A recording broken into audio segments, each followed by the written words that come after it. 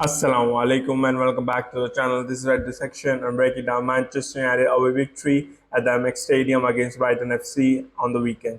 United wrapped up the Premier League campaign with a jammy, scammy 2-0 victory against Brighton FC, just like they started really against Wolves at Old Trafford on the very first weekend of the campaign. After being ragdolled and dominated for like 60 odd minutes, United got a goal from Diogo Dalot. Brighton should have already been 4 or 5 goals ahead. Dalot finished it well. A Casemiro through ball. That was the only footballing plan United had of those long raking through balls. And then a good goal by Rasmus Højlund, who looked sharp, who looked rested, to finish it off for United. Coming to statistics, I think that was proverbial match of two halves. United were absolutely dominated in the first half. But I thought in the second half, especially in the second half of the second half, United had the control. United had the bodies up front to run them ragged, and that's what they did. Like so, Højlund, Garnacho, and Rashford had the freedom of the field. But I don't think Brighton were playing for anything literally. Obviously, the first half they gave it their all for the manager who's leaving De Zerbi. But in the second half, they lifted the foot of the pedal, and there was no steam, there was no pressure, and United actually had an easy 15 to 20 minutes in the second half. By the end, I think United could have even scored more goals because Brighton weren't playing for anything. They're already given up. They had no chance of going up the table. They'll finish 10th, which is a good season for them considering they were playing in Europe and they had loads of injuries. United, on the other hand, finished 8th, the worst ever finish in the Premier League for Manchester United. Coming to player ratings, Andro Nana didn't have much to do. I think the defense did their part. He made some good saves in the first half, but I don't think any of them were world class. His kicking from the back has been horrendous, and it caused us many troubles and many turnovers even in this match. So that's a concern. Wan-Bissaka had a terrible first half, just like many other players. He couldn't tackle that left hand side, especially with Barco bombing on that flank. I think he went to sleep a couple of times. He looked ponderous. He looked slow. There are rumors that he'll be out in the summer from the club, and I think he was playing like a player who knew that his future was up at Manchester United. Casemiro had a decent game, apart from some sketchy situations, one-on-one with Joao Pedro. I thought overall he did well. He gave the assist for the first goal as well. So overall, I think he had a good game. Martinez looked off color to start off, but I thought he grew into the match. By the second half, by the time he got substituted, I think he was playing well. Obviously, he got a bit tired in the second half, but overall, I think that was a good outing for Martinez. Diogo Dalot was easily the man of the match, really accomplished in possession of the ball, good runs into midfield, being inverted, but also his darting run across the defensive line of Brighton. He had a couple of situations to score, just like the one he finally latched on to and finished it well. I thought he was a constant threat against Brighton, especially in the second half, and a good performance from DALLO. AMRABAT had a horrendous start. The first 30 minutes were awful. He got a yellow card, gave so many turnovers away, unforced error. Literally, he was caught in possession so many times.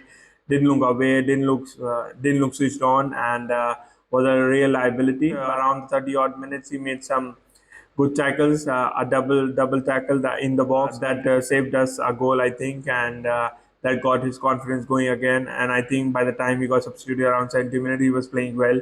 But overall, not a great performance. Kobe Meno also had flashes in the first half, but he was dominated by Baleba in midfield.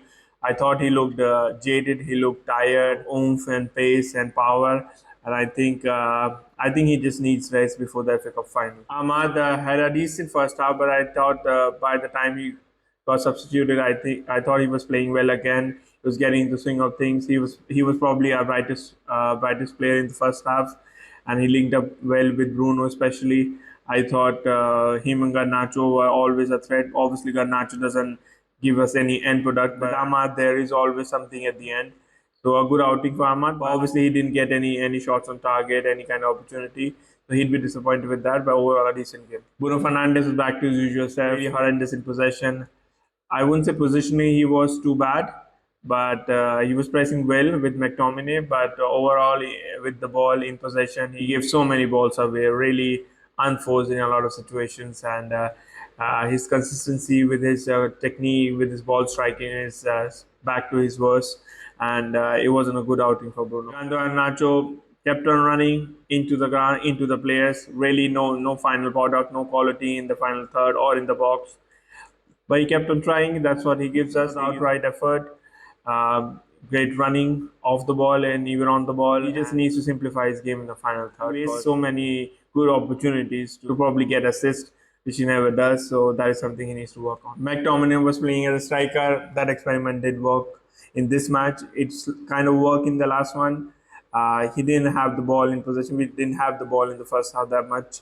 Uh, he wasn't involved in the build-up play. Whenever he got the ball, he lost it straight away.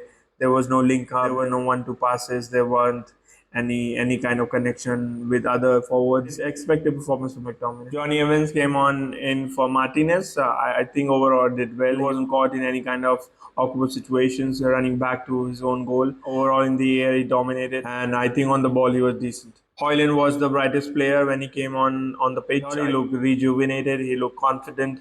Took his goal really well. It's almost become his trademark finish, dummying on his left hand side and just rifling the ball past the keeper on his right foot.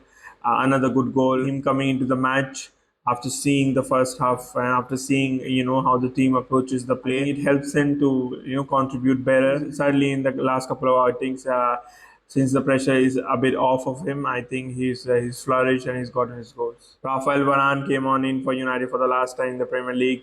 Uh, Looked imperious, really regal on the ball and off the ball. We look so much better with him on the pitch. He's all the class, all the time on the ball with his pace, and he looked very well. Rashford came in on for Diallo, was playing on his left hand side, preferred position.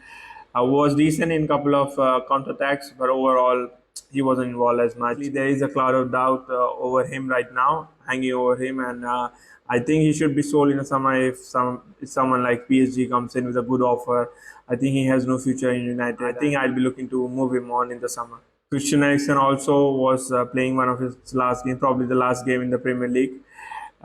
Sadly for United, but maybe for any team in the Premier League. Overall, he was neat on the ball, wasn't caught on the ball, uh, wasn't really exposed on the counter attacks or in midfield. I thought it was a decent outing by Eriksen. The manager, I think we were lucky. We were fortunate to go into the halftime nil-nil. We should have been easily 2 or 3 goals behind, if not more.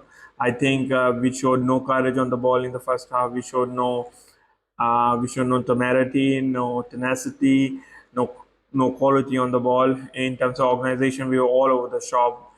So when AMRABAT, DALOT, everybody was within that small space in midfield, but on the wings we were completely exposed. Even with the likes of Ahmad and Garnacho having out there fullbacks, I thought we were completely exposed, especially on their left hand side, our right hand side with Barco running down the wings, the left back or the left wing back. I thought he looked really impressive. I thought in midfield we were completely ransacked. We run to the ground. Amrabat looked off. Meno looked off, and I thought we were completely dominated. So not a good showing for Eric Ten Hag, but that is something we have become habitual to. We have become so used to it. Every team dominates us in possession. We are really the easiest opposition for any team, especially in the Premier League. This is a historic campaign, no matter how you look at it. Obviously, not for the good reasons. We finish the campaign with a negative goal difference. Just harp over it, just let it sink in, just ruminate over it. Negative goal difference out of 38 matches. We only scored 58 goals last season, but we weren't conceding as many. And even though we haven't progressed in terms of our attacking play, we've certainly regressed defensively. Obviously, injuries have a role to play in that, but overall, I think we haven't progressed as a team. And looking back at Ten Hag's tenure, I think if the seasons were interchanged and reversed, and this could have been palatable if it were Ten Hag's first season, but sadly not his second season. Summer transfer windows. Obviously, in winter windows, we have only gotten the likes of Vegas last season and no signing this season. So can't say much on that. But overall, I think £400 million have gone down the drain literally. We've still got bloated squad of misfits, and they need to be shipped off. I'm not sure how Ineos can do any of that. I think they're pinching pennies already, canceling the award ceremony, laying off people just to pinch pennies. I think the start hasn't been good for Ineos, and I wouldn't be surprised if it gets worse for United moving on. But obviously, we'll wait and see how the summer pans. Obviously, next up for United is the FA Cup final, and we'll be back with the Red Pep show for that. Please join us for that. Until then, take care, do good, pray for Palestinians, all the oppressed people all across the globe. Assalamu alaikum.